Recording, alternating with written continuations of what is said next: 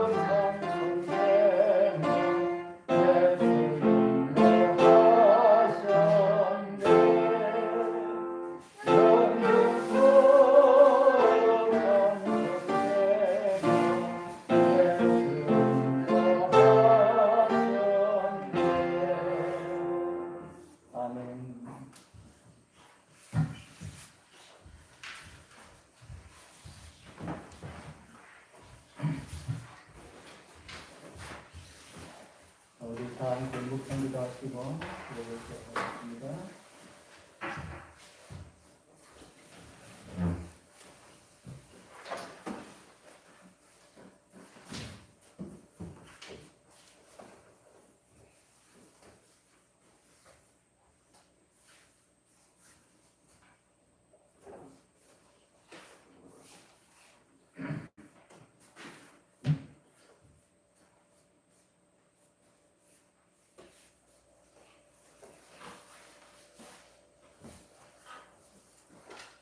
우리 신랑은 찬미 174장 찬미 부르겠습니다. 이 찬미 후에 우리 예배를 위하여서 한 선율이 기대해 주세요.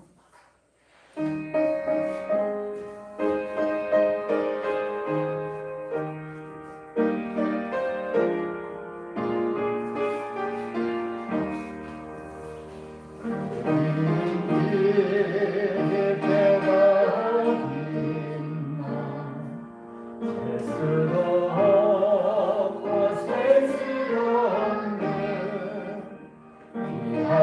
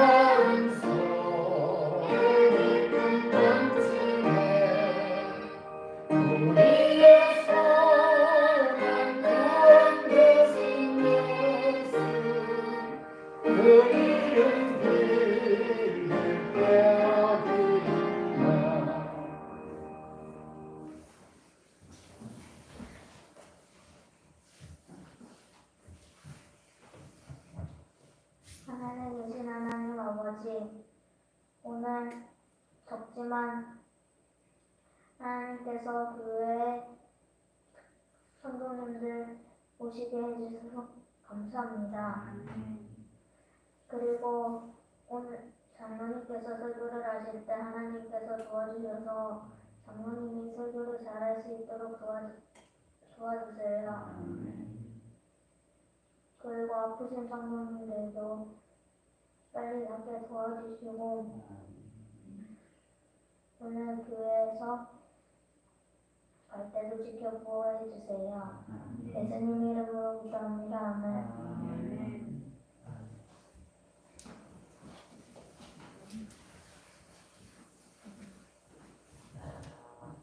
귀하신 기도 감사합니다. 우리 찬미 489장 성경 들은 중앙본이 한 장 읽어드리겠습니다.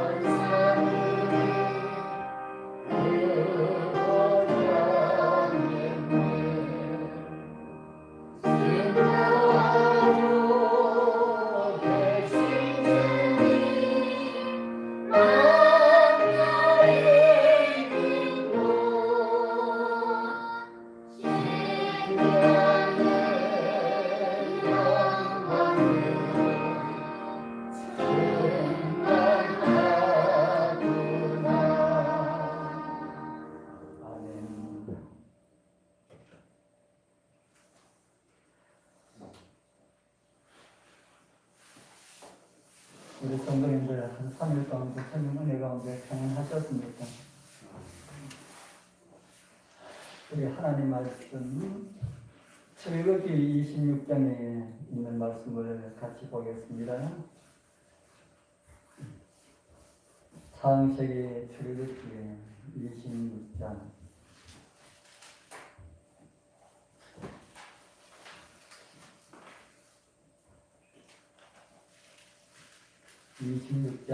31절부터 있는 말씀을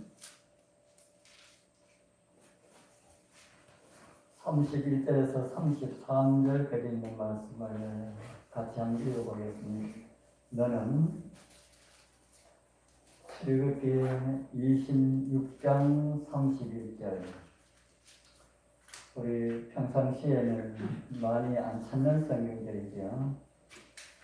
26장 31절 너는 시작 너는 청색 자색 홍색 실과 가늘게 꼰 배실로 짜서 휘장을 만들고 그 위에 그릇들을 정교하게 수놓아서 금 갈고리를 네 기둥 위에 늘어뜨려대 그 네 기둥을 조각목으로 만들고 금으로 사서 네 은마술 위에 둘지며 그 휘장을 갈고리 아래로 늘어뜨린 후에 증거기를 그 휘장 안에 넣어라. 그 휘장이 너희를 위하여 성소와 시성소를 구분하리라. 아멘. 이 말씀 속에도 십자가가 있습니다. 오늘 그런 내용들을 좀 살펴보려 합니다. 우리는 지난 시간에 성소의 휘장들이라고 하는 이런 제목으로 말씀을 나누었는데 지성소를 막아놓은 휘장은 우리가 쳐다보지도 못하고 마쳤습니다. 휘장은 성소의 휘장들은 우리의 구원과 관련해서 너무 중요한 것을 많은 것을 가르쳐주고 있습니다. 성소는 참 많은 감동이 있는 그런 장소입니다. 우리 여러분들도 그렇게 생각하실는지 모르겠습니다만 저는 성소를 생각할 때마다 참 많은 감동을 받습니다. 그리고 조금 전에 불렀던 그 성소와 관련된 그 찬미 참 좋아하는데 그 찬미는 부르면 부를수록 참 감동이 있는 그런 찬미다 하는 그런 생각을 합니다. 하나님께서 만들라고 하신 이 성소 첫째 문에는 어떤 사람들이 통과한다고 그랬습니까? 이런 사람들이 통과한다 했습니다. 대제사장, 제사장, 레위인들, 그리고 용서 한 받기를 원하는 죄인들. 그리고 두 번째 문으로는 이런 사람이 들어간다고 합니다. 제가 이 첫째 휘장, 둘째 휘장 이렇게 써서 우리 성도님들 헷갈릴 수가 있는데 첫째 문, 둘째 문 이렇게 이해를 하십시오. 왜냐하면 성경에는 둘째 휘장을 가지고는 지성소와 성소를 가로막는 그 휘장을 가지고 둘째 휘장이라고 하는데 제가 첫째 휘장, 둘째 휘장, 셋째 휘장 이렇게 하니까 좀 헷갈릴 거라 하는 그런 생각이 드는데 사실이라 생각하고 제가 그렇게 말씀을 드리는 겁니다. 둘째 문으로는 용서함을 받은 사람들이 간접적으로 들어갈 수 있었다. 짐승의 피, 또 그 피가 들어가지 않을 때는 그 짐승을 먹은 제사장들이 들어가므로 용서함 받은 사람들이 간접적으로 들어갈 수가 있는 곳이 성소다. 그렇게 했습니다. 그래서 우리는 세 번째 문을 통과한 곳까지 오게 되었습니다. 지성소는 어떤 장소라고 했습니까? 지성소는 어떤 장소입니까? 지성소는 하나님의 보좌를 상징하는 곳이지요. 바로 아버지의 앞입니다. 이렇게 우리는 말씀을 따라 살다 보면 어디에 이르게 됩니까? 말씀을 따라서 살다 보면 아버지 앞에 이르게 된다. 제가 우리 집 사람이 아들 설교를 듣고 저한테 자랑을 합니다. 아, 설교 참 감동적이다. 그 어떤 내용이냐고 물었더니만은 이스라엘 백성들이 만나가 안 될 때에 이게 뭐고 했는 것이 이게 뭐고가 그게 만납니다. 우리말로는 이게 뭐고 이게 뭐고 아무것도 모르고 그냥 먹고 살았는데 그들이 어디까지 갔습니까? 가나안 땅에 갔습니다. 우리 저와 여러분들도 잘 몰라도 우리가 성경을 다 이해하지 못하고 잘 몰라도 말씀에 따라서 살다 보면은 어디에 이르게 된달까요?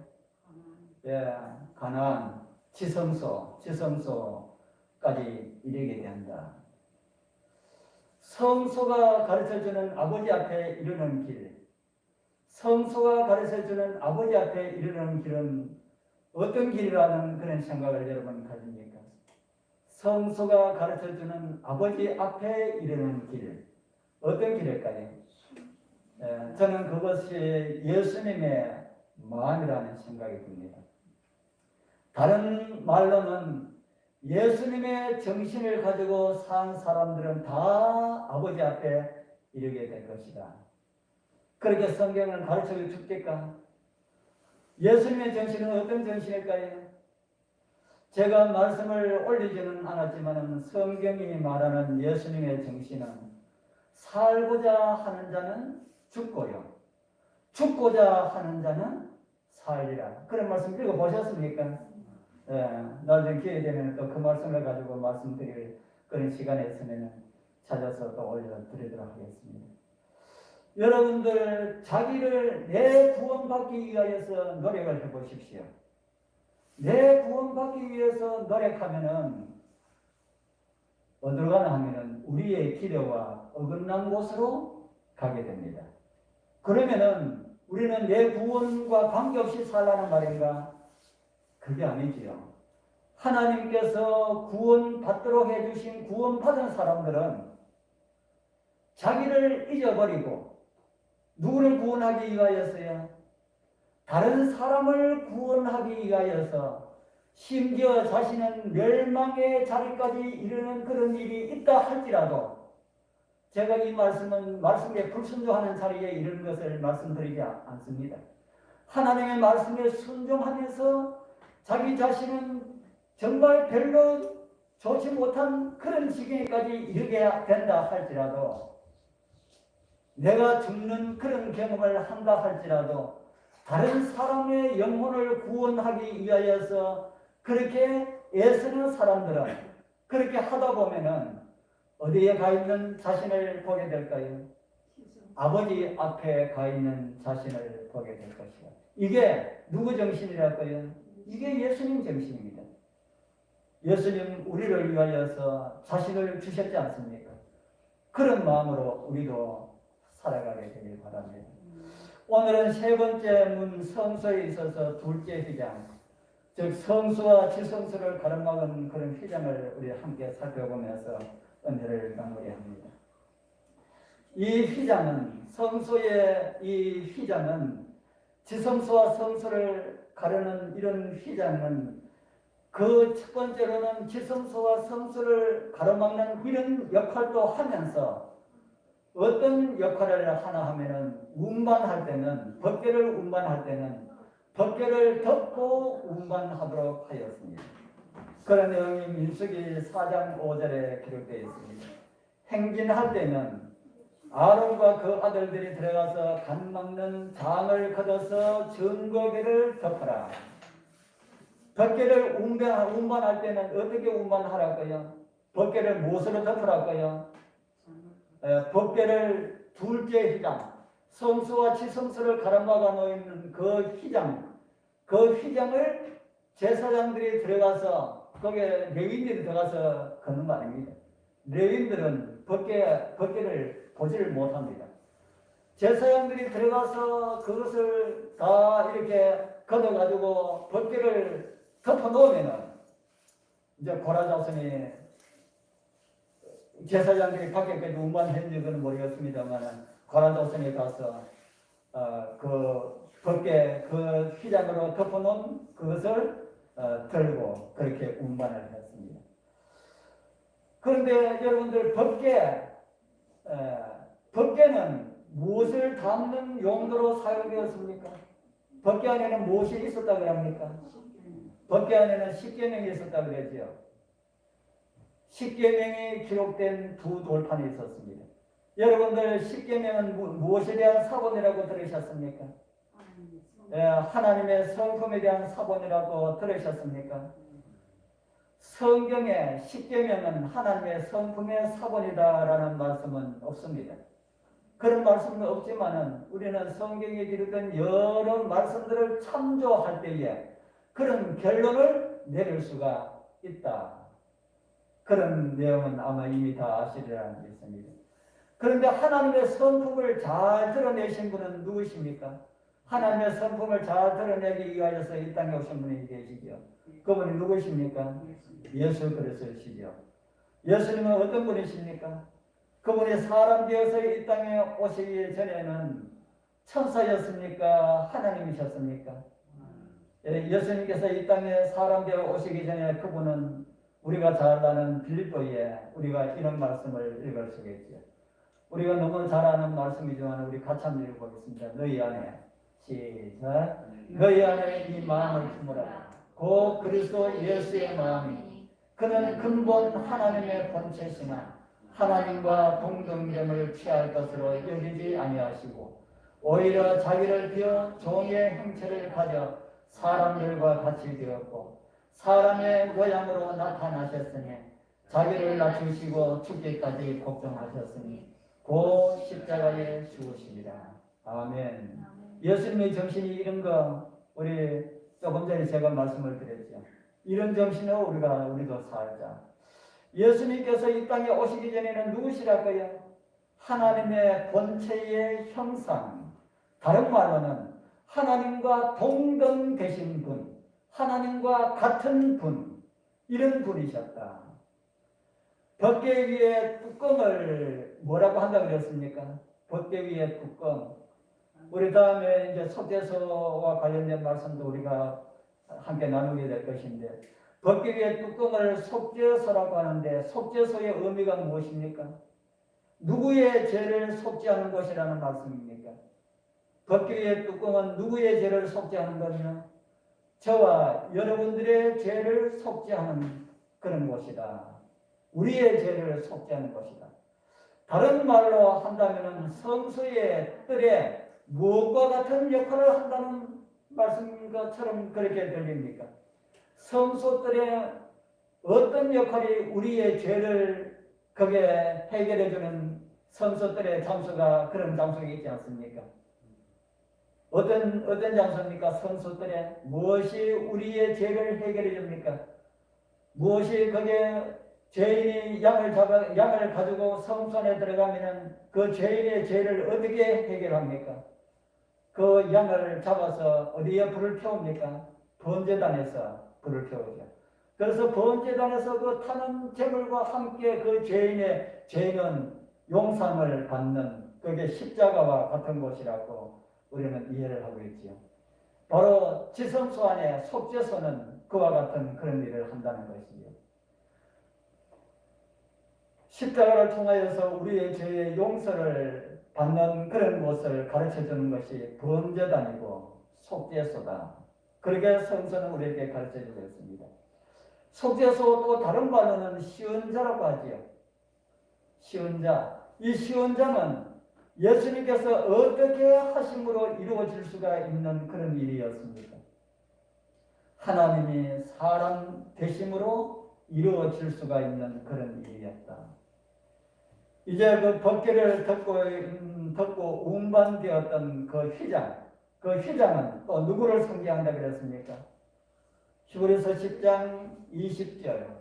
그 길은 우리를 위하여 휘장 가운데로 열어놓으신 새롭고 산 길이요. 휘장은 무엇이라 합니까? 휘장은 무엇이랄까요? 휘장은 저희 육체라. 저희 육체, 누구의 육체입니까? 예수님의 육체. 예수님의 그 하나님의 육체입니까? 아니면 인성을 쓰신 예수님의 육체입니까? 네. 하나님의 본체는 어디 계십니까? 하나님의 본체는 어디 계실까요? 예수님 안에. 예.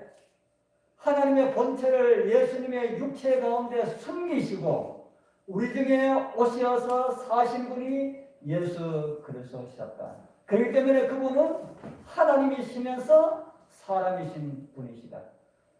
예수님 완전한 사람으로 이 세상에 오셨지만은 그분은 누구시라고요? 그분은 하나님이셨다.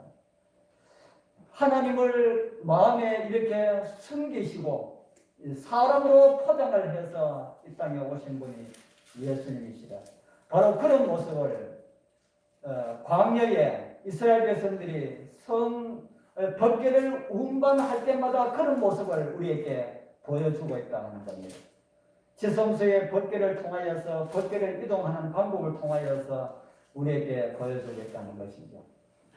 하나님의 본성을 조각 궤에 법궤 안에다가 넣고 그리고 조각목과 같은 죄 있는 육신의 모양으로 그 법궤를 또 가리시고 또다시 십자가를 상징하는 속죄서로 그 위에 덮고 그리고 다시 휘장으로 그 위에 덮은 그런 모습처럼 죄 있는 육신의 모양으로 오실 것을 이미 법궤를 통하여서 그리고 그 법궤를 운반하는 그런 과정을 통하여서 우리에게 이미 오래전에 광야에서 우리에게 보여주셨다. 그렇게 우리는 생각할 수가 있다는 겁니다.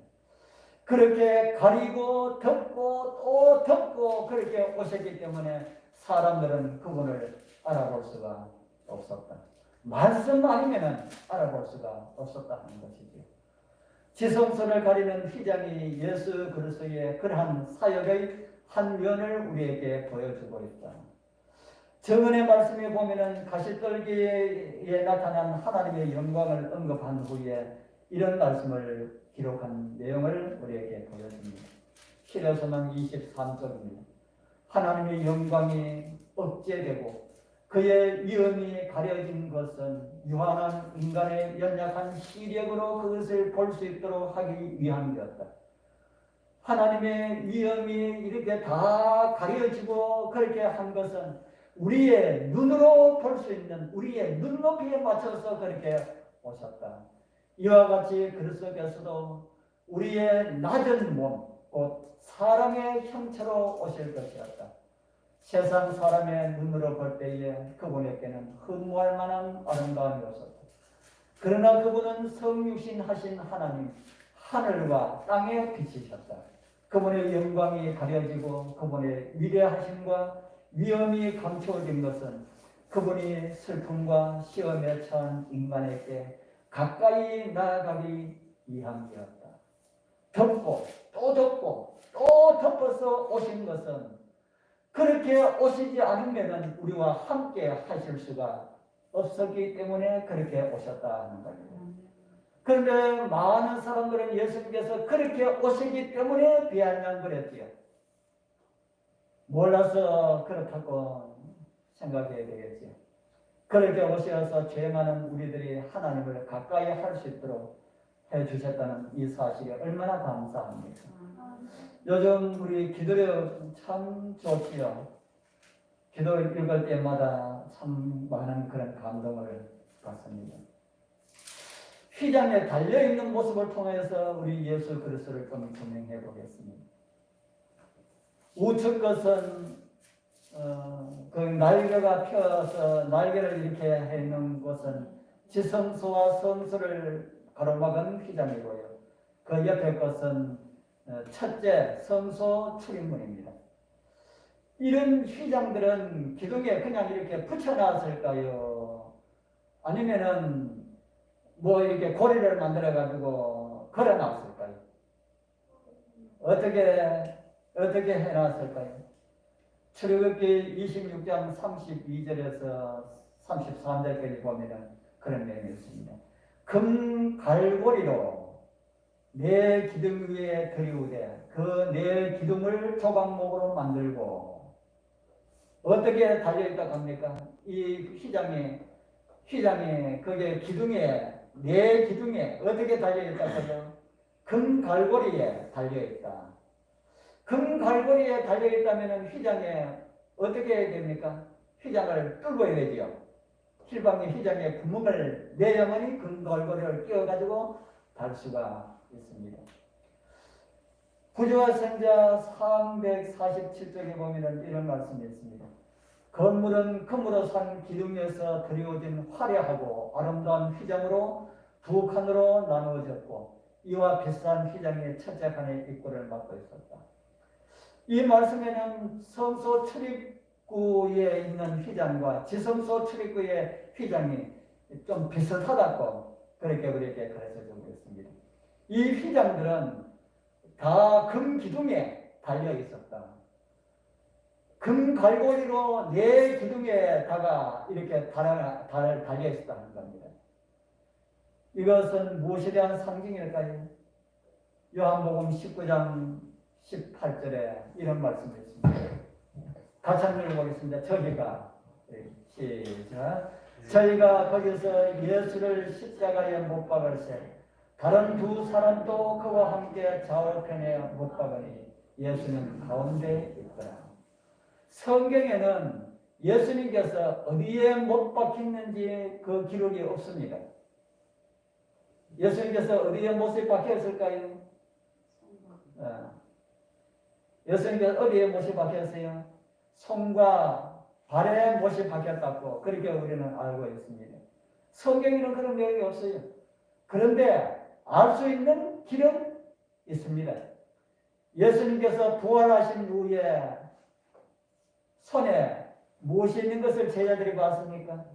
손에 못자국이 있는 것을 제자들이 보았습니다.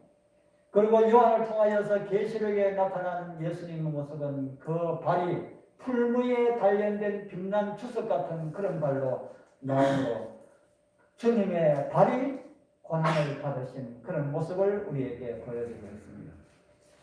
성소의 휘장을 통해서 그분이 나무에 달려서 4개의 구멍을 내고 운명하실 것을 상징적으로 이미 성소를 통하여서 보여주셨다는 겁니다. 그런데 예수님의 몸에는 구멍이 4개만 있지 아니하고 하나 더 있다. 하나 더 있습니까? 없습니까? 창자국. 다른 제자들이 그에게 이르되 우리가 주를 보았노라 하니까 도마가 가로되 내가 그 손에 못자국을 보며 내 손가락을 그 못자국에 넣으며 내 손을 그 옆구리에 넣어보지 않고는 믿지 아니하겠노라. 이 도마, 지난번에 어제 도마에 대해서 한 말씀을 드렸지요. 도마가 큰 실수를 할 뻔했습니다. 예수님께서 부활하실 때에 상처 없는 몸으로 부활하셨으면 도마는 어떻게 될 뻔했습니까? 우리 주님 오실 때에 베드로도 십자가에 달려서 죽었지 않습니까? 전설에 의하면 거꾸로 달려서 죽었다는데 베드로가 부활할 때에 손에 못자국을 가지고 부활하겠습니까? 못자국이 없는 완전한 몸으로 부활하겠습니까? 베드로는 못자국이 없는 몸으로 부활하게 될 겁니다. 그런데 예수님은 왜 못자국을 가지고 부활하셨을까? 우리는 첫 열매, 예수님은 첫 열매, 우리는 그 다음 열매라고 성경은 말하는데 예수님처럼 우리도 부활하게 될 것이라고 성경은 말을 하고 있는데 예수님은 못자국을 가지고 부활하셨고 창자국을 가지고 부활하셨고 우리는 그런 것이 없는 온전한 몸으로 우리는 부활하게 된다. 왜 예수님은 왜 그렇게 부활했을까요? 지난번에 제가 말씀드렸지. 누구 한 사람을 위해서라도 도마 한 사람을 위해서라도 예수님께서는 그렇게 하실 수 있는 분이시다. 저는 진짜 예수님께서 도마 한 사람을 위해서 그런지 안 그런지 몰라도 저는 그 말씀을 거기에 그렇게 이해를 하니까 마음이 얼마나 감동이 되는지 우주에 우리가 헤아릴 수 없이 너무 많은 사람들이 있고 지구에도 구원받을 사람이 그렇게 많이 있는데 그 도마 구원 못 받고 못자국 때문에 구원 못 받고 멸망받으면 할 수 없지. 지가 못 믿어서 그렇지 예수님 잘못 아니잖아요. 그런데 누구 한 사람을 위해서라도 한 사람을 위해서라도 예수님께서는 그런 흔적을 가지십니다. 참 우리도 그런 마음 좀 가져야 되겠습니까? 우리도 좀 그런 마음 좀 가져야 되겠습니다. 그리고 도마처럼 가야 믿겠다 하는 그런 거 우리는 버려야 되겠지요. 우리도 자칫하면 도마처럼 될 수가 있습니다. 뭐가 있어야 믿겠다. 그거 우리 하지 말고 뭐만 믿자? 말씀만 믿자.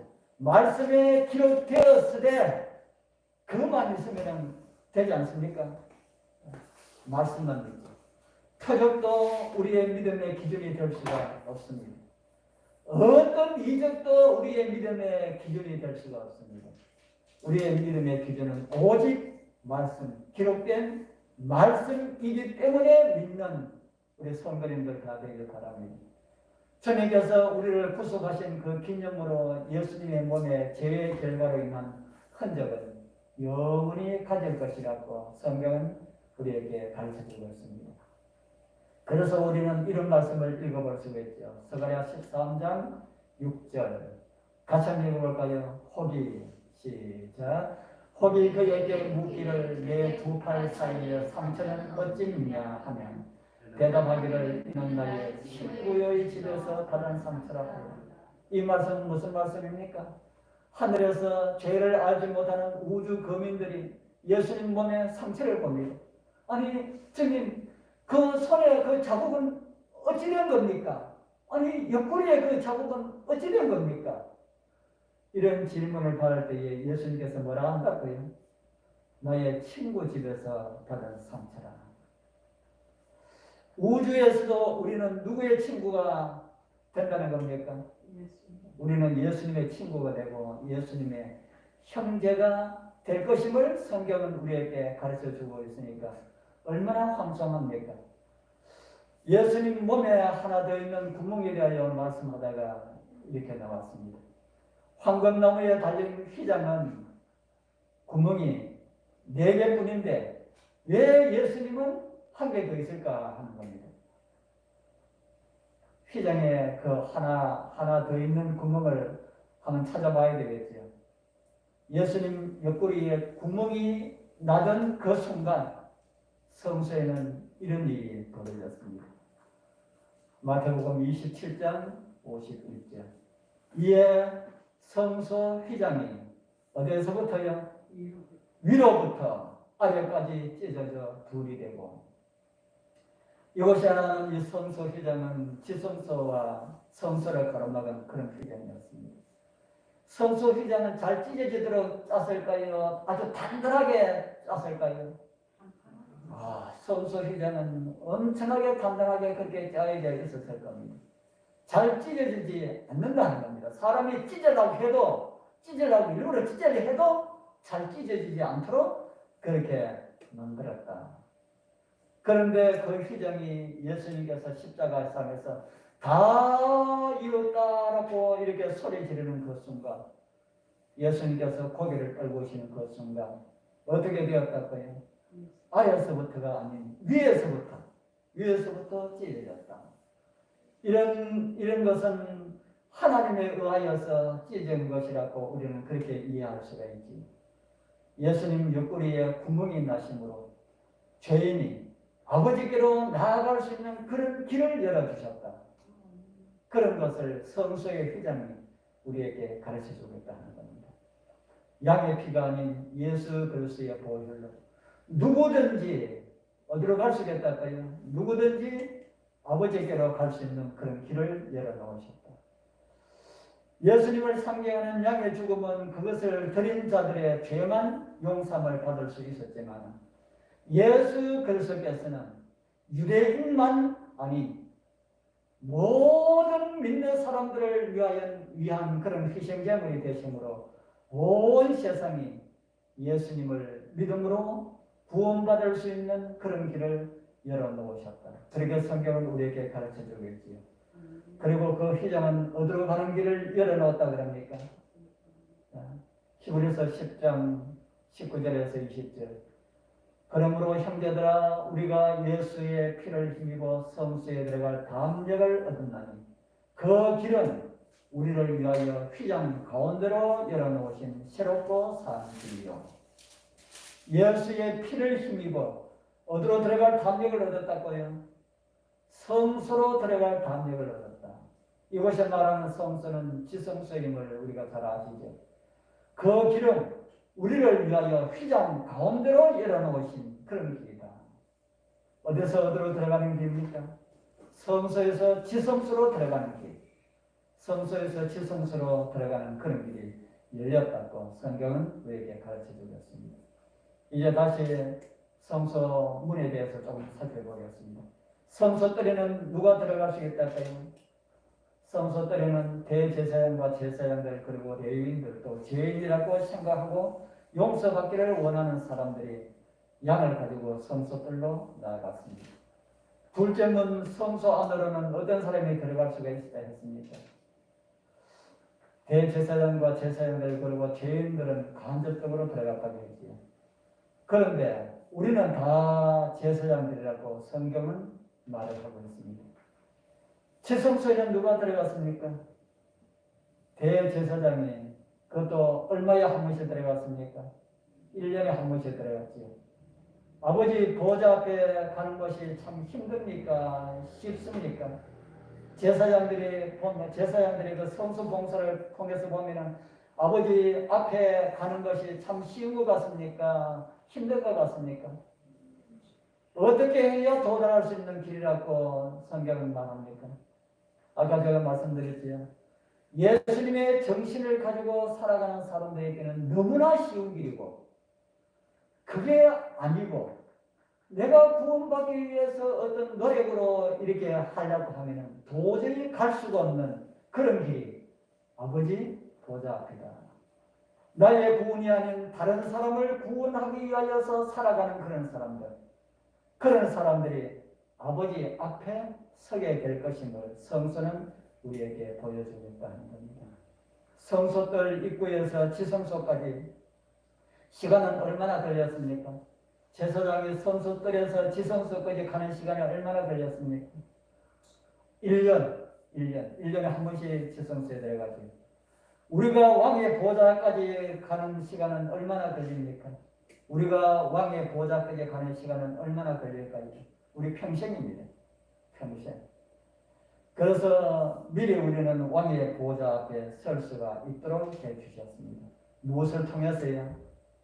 하늘 성소를 통해서 우리 마음의 눈으로 하나님의 보좌 앞으로 갈 수가 있다는 그런 사실을 찢어진 휘장은 우리에게 설명을 해주겠다 하는 겁니다. 찢어진 휘장은 예수님의 몸에 있는 또 하나의 흔적을 상징적으로 보여주는 것이다 라고 제가 말씀을 드렸죠. 예수님께서 죽으심으로 찢어지심으로 지성소 아버지 보좌 앞으로 갈 수가 있는 그런 길을 열어 놓으심을 인하여서 우리 여러분들 감사하게 되길 바랍니다. 진짜 감사하는 그런 일입니다. 우리는 성소도 구경 못했는데 예수님께서 우리를 불러 성소로 들어오게 하시고 지성소까지 들어가는 문을 활짝 열어놓으셨으니까 얼마나 감사합니까? 성소 전체를 다시 한 번 더 보여드리겠습니다. 성소들은 믿음으로 말미암는 칭의를 가르쳐주는 곳이고요. 우리 여러분들 믿음으로 말미암는 구원받은 것이 확실합니까? 성소들에서 믿음으로 말미암아 구원을 받은 사람들은 어디로 들어간다고요? 성소로, 반드시 성소로 들어가야 한다. 이 성소에서 성화를 우리에게 가르쳐주고 성화 될 수 있도록 그렇게 해주십니다. 무엇을 함으로 성화를 이룰 수 있다고 합니까? 날마다 생명의 떡을 먹고 촛대가 비춰주는 그 빛을 따라서 가고 분향단의 향연처럼 우리의 기도가 끊임없이 올라간다면 우리는 어디에 참여하고 있다고요? 우리는 성소에 참여한 사람들이다. 그러면은 그런 사람들은 성소 뜰에 있는 사람입니까? 성소에 있는 사람들입니까? 성소에 있는 사람들이죠. 그러면은 우리는 지성소에는 언제 들어가게 될까요? 지성소에는 언제 들어가게 될까요? 법궤 위에 보좌가 무슨 보좌라고 했습니까? 은혜의 보좌라고 했죠. 아까 우리가 이 말씀을 읽었죠.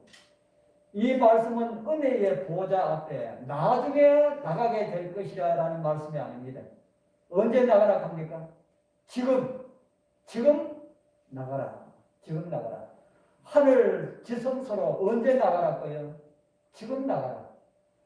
우리 성도님들 예수 그리스도의 십자가로 활짝 열어놓으신 휘장을 통해서 오늘 또 아버지 앞에 담대히 나가시는 그런 은혜들이 있길 소망합니다.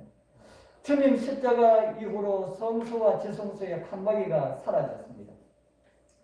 그러나 우리 주님께서 손으로 지은 성소가 우리에게 보여주신 사역을 위하여서 하늘 지성소에서 봉사하고 계신다는 그런 사실을 성경은 우리에게 가르쳐주고 있지요. 주님께서 세상에 계실 때에 겟세마네 동산에서 제자들에게 하신 말씀이 있습니다. 어떤 말씀인지 기억나십니까? 너희는 여기 머물러 나와 함께 깨어있으라. 뭐 때문에 깨어있으라 합니까? 그냥 깨어가지고 눈 뜨고 있으라는 말일까요?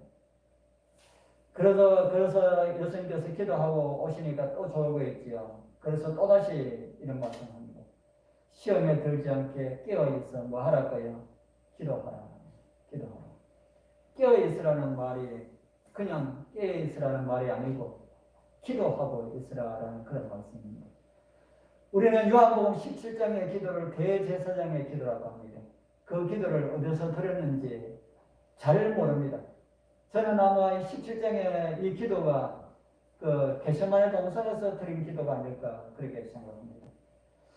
뭐 어디서 들었든지 뭐 그건 상관이 없습니다. 대제사장의 기도를 드리면서 예수님께서는 제자들에게 깨어 기도하라 그렇게 말씀하셨습니다. 그때는 대제사장 되신 분이 땅에서 기도하셨습니다. 지금은 대제사장 되신 분이 어디서 기도하고 계십니까? 하늘 지성소에서. 저와 여러분들에게 무슨 말씀 하실까요? 옛날 겟세마네 동산에서 제자들에게 깨어 기도하라 말씀하신 우리 주님께서 지금 우리에게는 무슨 말씀을 하실까요?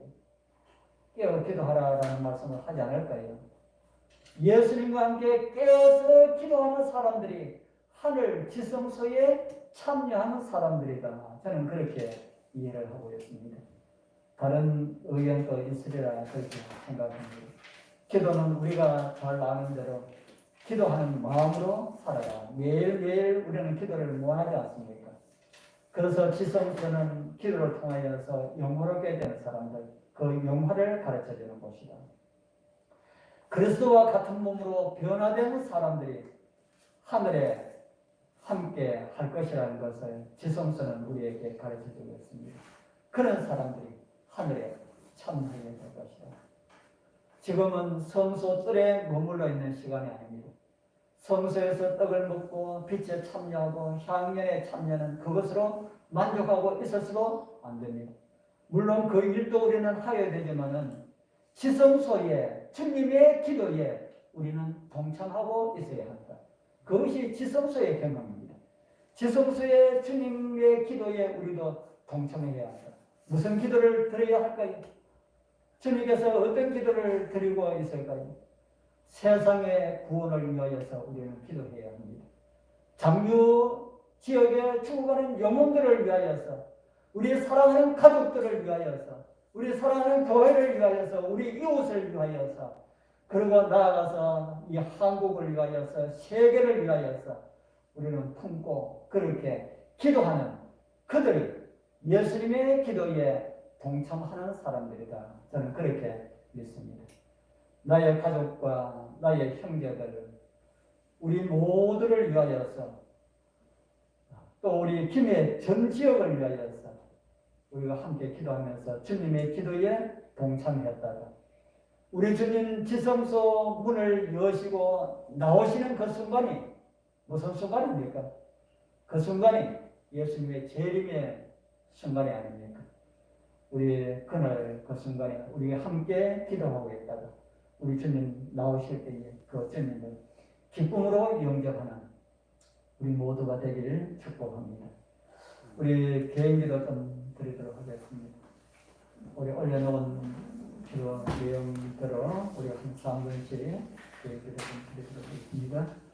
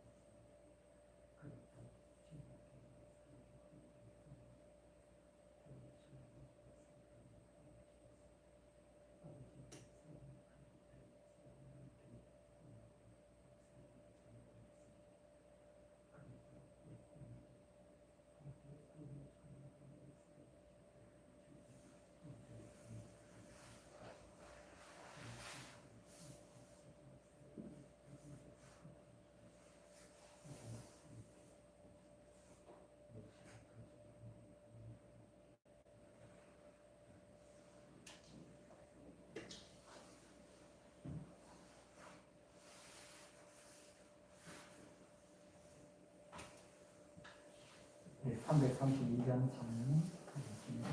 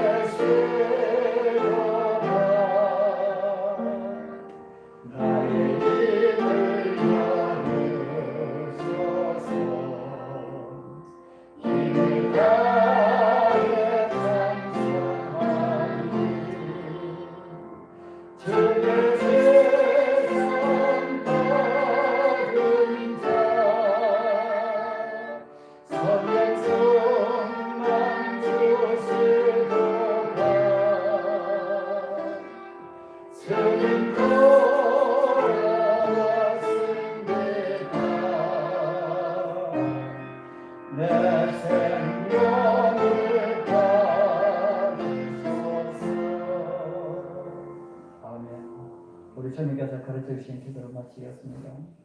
하늘에 계시는 우리 아버지시여, 이름이 거룩히 여김을 받으시오며 나라의 임하시오며 뜻이 하늘에서 이루어진 것 같이 땅에서도 이루어지이다.